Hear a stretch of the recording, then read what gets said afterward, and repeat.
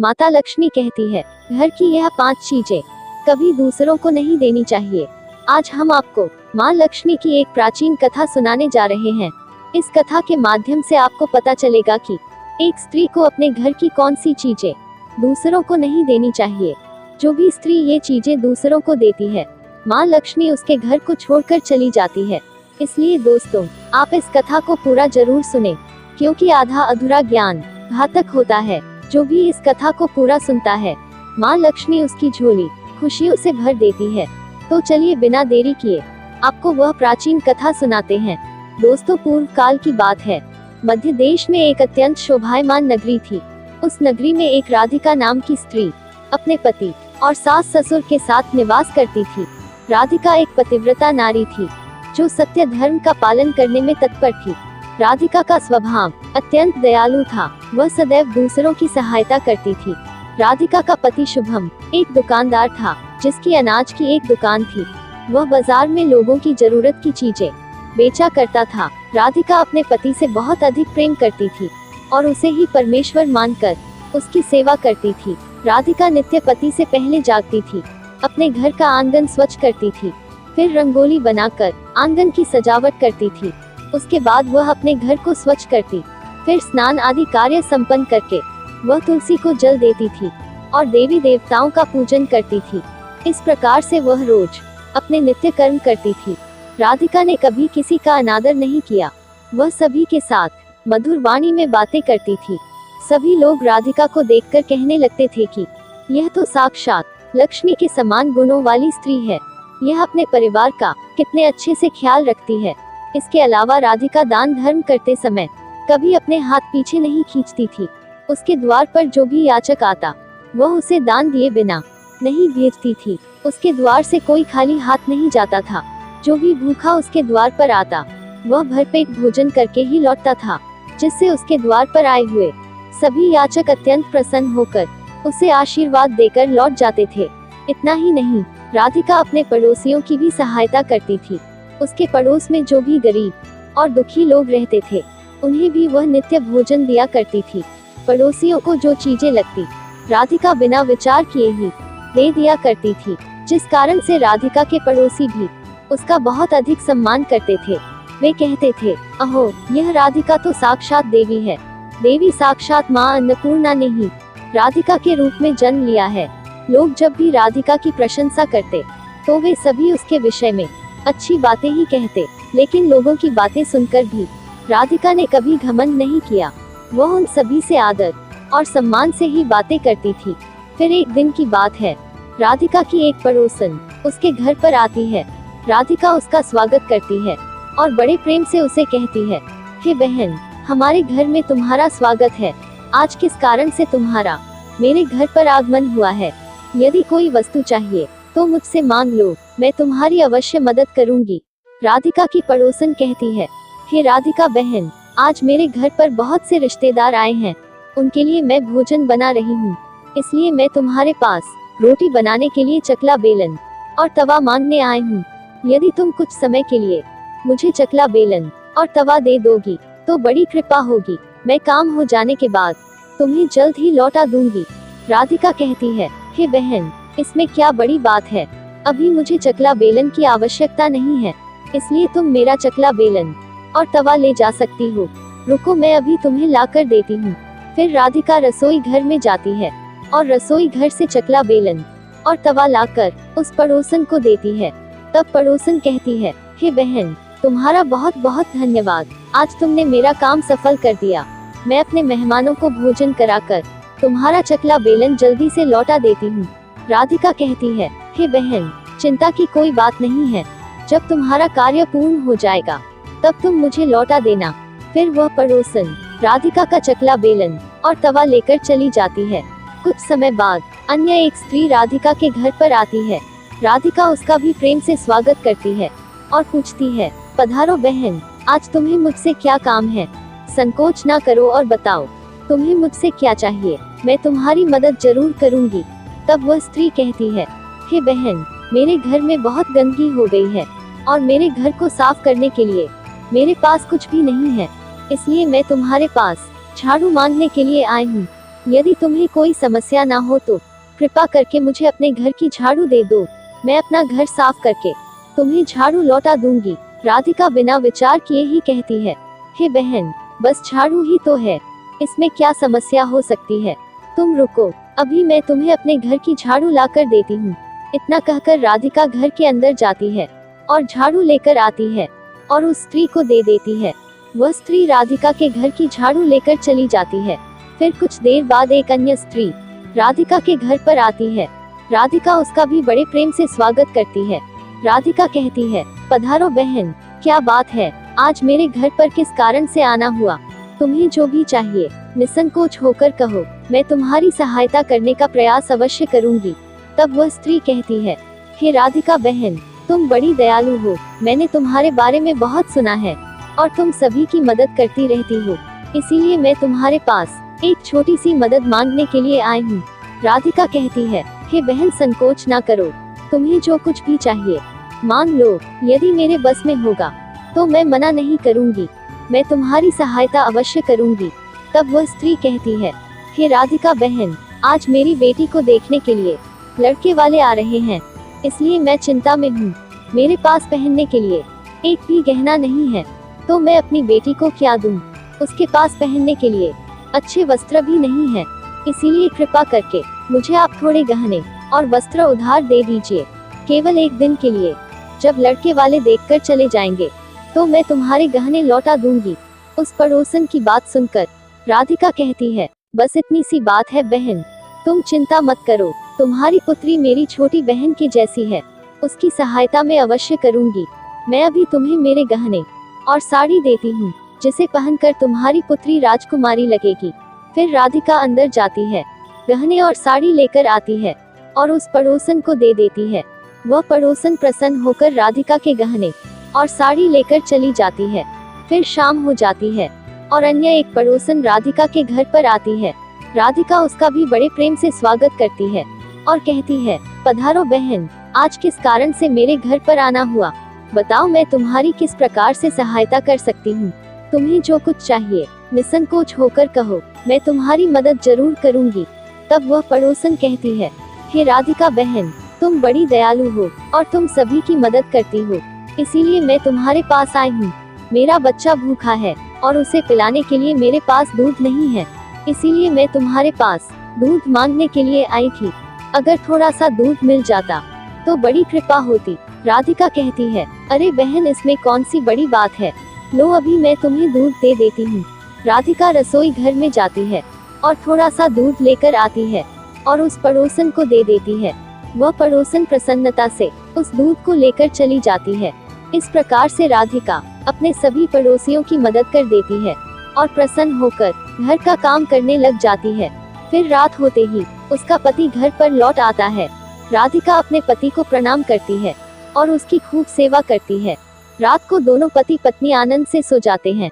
फिर दूसरे दिन वे जागते हैं तो उन्हें एक बहुत ही बुरी खबर कानों पर पड़ती है। एक आदमी दौड़ते हुए राधिका के घर पर आता है और राधिका के पति से कहता है, अरे भाई, कल रात को किसी ने आपकी दुकान लूट ली है, सारा माल गायब है। राधिका का पति एकदम से घबरा जाता है और दौड़ते हुए अपने दुकान पर जाता है तो देखता है कि उसका सारा माल किसी ने लूट लिया है। वह देखता है कि उसके दुकान में रखा हुआ सारा धन भी चोरी हो चुका है। वह दुखी और निराश होकर घर पर लौटता है और राधिका को सारी बात बताता है, जिसे सुनकर राधिका बहुत दुखी हो जाती है। राधिका कहती है, आप चिंता ना कीजिए जी, हमारे घर में अभी बहुत सारा धन रखा हुआ है, जिससे आप फिर से व्यापार शुरू कर सकते हैं। फिर राधिका अपने घर की तिजोरी में देखती है तो वह भी पूरी तरह खाली दिखाई देती है। उसके अंदर का भी सारा माल अब चोरी हो चुका था। यह देखकर राधिका बहुत दुखी हो जाती है। उसे समझ में नहीं आता है कि यह कैसे हुआ। राधिका का पति उस पर बहुत क्रोधित हो जाता है और पूछता है, राधिका सच सच बताओ, हमारे घर के अंदर रखा हुआ सारा पैसा कहाँ गया। राधिका कहती है, हे नाथ, मैं घर पर ही थी, सारा धन तिजोरी में ही था, किसने इसे चुरा लिया पता नहीं, कृपया आप शांत हो जाइए, हम कोई ना कोई उपाय जरूर ढूंढ लेंगे। राधिका का पति कहता है, यह जो तुम दूसरे लोगों को घर पर बुलाकर खिलाती हो, अनजान लोगों को घर में बुलाती हो, यह उसी का फल है। उन्हीं में से किसी ने हमारे घर का सारा पैसा चुरा लिया है। क्रोध में आकर राधिका का पति उसे भला बुरा कहता है। राधिका की सास भी उसे बहुत कोसती है और कहती है, तुम ही इन पड़ोसियों को घर की चीजें देती रहती हो, बिना सोचे किसी की भी मदद कर देती हो। उन्हीं में से किसी ने सारा पैसा चुरा लिया है। घर के सभी लोग राधिका को भला बुरा कहने लगते हैं। फिर राधिका अपने पति को दिलासा देते हुए कहती है, हे नाथ, मैंने मेरे कुछ गहने हमारी पड़ोसन को दिए हैं, मैं उसके पास से गहने लेकर वापस आती हूँ। फिर राधिका उस गरीब पड़ोसन के घर पर जाती है तो देखती है उसके घर पर कोई नहीं होता है। वह स्त्री भी घर छोड़कर राधिका के गहने लेकर भाग गई होती है। राधिका निराश होकर घर पर लौटती है और अपने पति को सारी बात बता देती है। राधिका की बात सुनकर उसका पति आग बबूला हो जाता है और राधिका को भला बुरा कहने लगता है। राधिका का पति कहता है, हे राधिका, तुम बड़ी मूर्ख हो, तुम्हारे ही कारण हमारा सारा धन वैभव चला गया है। तुम्हारे दान देने की आदत के कारण ही हमारे ऊपर यह मुसीबत आन पड़ी है। अब तू इस घर में नहीं रह सकती, तू अभी इसी क्षण इस घर को छोड़कर चली जा। राधिका कहती है, हे नाथ, आपके सिवा मेरा इस दुनिया में कोई नहीं है, मैं आपको छोड़कर कहाँ जाऊँ। राधिका का पति कहता है, तू कहीं पर भी जा, लेकिन अब इस घर में तू नहीं रह सकती। तेरे ही कारण मेरा सब कुछ बर्बाद हो गया है। तू इस घर में रहेगी तो बचा कुचा सब नष्ट हो जाएगा। राधिका अपने पति से हाथ जोड़कर विनती करने लगती है, हे स्वामी, ऐसा ना कहिए, मैंने कोई अपराध नहीं किया है, आपके बगैर मैं जीवित नहीं रह सकती, मुझ दासी को आप घर से मत निकालिए। लेकिन राधिका का पति उसकी एक नहीं सुनता है और उसे अपने घर से धक्के मार कर निकाल देता है और कहता है, अब तू इस घर से चली जा और लौटकर मत आना, चाहे तो किसी नदी में कूदकर अपनी जान दे दे, लेकिन अब तू इस घर में मेरे साथ नहीं रह सकती। फिर राधिका दुखी होकर रोते हुए अपने पति के घर को छोड़कर चली जाती है। चलते चलते राधिका माता लक्ष्मी के मंदिर में जाती है और माँ लक्ष्मी से प्रार्थना करते हुए कहती है, हे माँ, मैंने ऐसा कौन सा पाप किया है जो मेरी ऐसी दशा हुई है। हे माँ लक्ष्मी, मैं तो नित्य आपकी पूजा करती थी, फिर भी आपने मेरा घर क्यों छोड़ा? कृपया मुझे बताओ माँ, मैंने ऐसा कौन सा अपराध किया जो आप मुझसे रूठ गई हो। फिर राधिका वहीं पर बैठकर सोचने लगती है, यदि मेरे पति मेरा स्वीकार नहीं करेंगे तो मैं जीवित रहकर क्या करूं? यदि मेरे ही कारण मेरे पति की दुर्दशा हुई है तो मुझे जीवित रहने का कोई अधिकार नहीं है। इतना सोचकर राधिका अपने प्राण देने के लिए नदी की तरफ जाने लगती है। नदी के पास जाकर राधिका माता लक्ष्मी से प्रार्थना करती है, हे माँ लक्ष्मी, अब मैं अपने प्राण देने जा रही हूँ। यदि मेरे द्वारा तुम्हारी पूजा में कोई कमी रह गई हो तो मुझे माफ कर देना। मैं अपने पति के बिना जीवित नहीं रह सकती, इसीलिए अब मैं इस नदी में कूदकर अपने प्राण दे दूंगी। इतना कहकर राधिका नदी में कूदने ही वाली होती है कि साक्षात माँ लक्ष्मी उस स्थान पर प्रकट हो जाती है। माँ लक्ष्मी राधिका से कहती है, रुक जाओ राधिका, रुक जाओ पुत्री, तुम यह क्या कर रही हो? राधिका आंखें खोलकर देखती है कि साक्षात माँ लक्ष्मी उसके सामने खड़ी है। माँ लक्ष्मी के दर्शन करके राधिका बहुत प्रसन्न हो जाती है और माँ को बारंबार नमस्कार करते हुए कहती है, हे माँ लक्ष्मी, मुझे क्षमा करो, मैं बहुत बड़ा पाप करने जा रही थी। देवी लक्ष्मी कहती है, हे राधिका, मनुष्य को कभी भी अपने प्राण नहीं लेने चाहिए, यह महापाप है। ईश्वर ने जो शरीर प्रदान किया है उसे ऐसे नष्ट नहीं करना चाहिए। राधिका कहती है, हे माँ, मैं विवश हूँ, मेरे पति ने मेरा त्याग किया है और स्त्री को अपने पति के बिना नहीं रहना चाहिए। मैं अपने पति के बिना जीवित नहीं रह सकती, इसी कारण से अपने प्राण देने जा रही हूँ। देवी लक्ष्मी कहती है, हे राधिका, मैं सब कुछ जानती हूँ और यह भी जानती हूँ कि तुम्हारे पति ने तुम्हारा त्याग क्यों किया है। यह सब तुम्हारी ही भूल के कारण हुआ है। तुमने अनजाने में कुछ ऐसी चीजों का दान किया था जिसके कारण मुझे तुम्हारा घर छोड़कर जाना पड़ा। जो भी स्त्री अपने घर की इन चीजों को दूसरों को दे देती है, उनके घर में मेरा वास नहीं होता है। मैं उन वस्तुओं के साथ ही उनका घर छोड़कर चली जाती हूँ। तब राधिका कहती है, हे माँ, ऐसी वह कौन सी वस्तुएं हैं? कृपया आप मुझे बताइए, मैंने कौन सी वस्तुओं का दान किया जिसके कारण आपने मेरे घर का त्याग किया है? देवी लक्ष्मी कहती है, हे पुत्री, अब तुम ध्यान से सुनो, मैं तुम्हें उन चीजों के बारे में बताती हूँ जो किसी भी स्त्री को दूसरों को नहीं देनी चाहिए। इन चीजों का दान करने पर मैं उस घर को छोड़कर चली जाती हूँ। हे राधिका, सबसे पहली वस्तु है चकला बेलन और तवा। किसी भी स्त्री को अपने घर का चकला बेलन और तवा कभी दूसरों को नहीं देना चाहिए। रसोई घर में इन वस्तुओं का महत्व सबसे अधिक होता है। इन वस्तुओं की पवित्रता सदैव ही बनी रहनी चाहिए। इन्हीं वस्तुओं से भगवान विष्णु का प्रसाद बनाया जाता है और तवे पर बनी पहली रोटी भी गाय को खिलाई जाती है।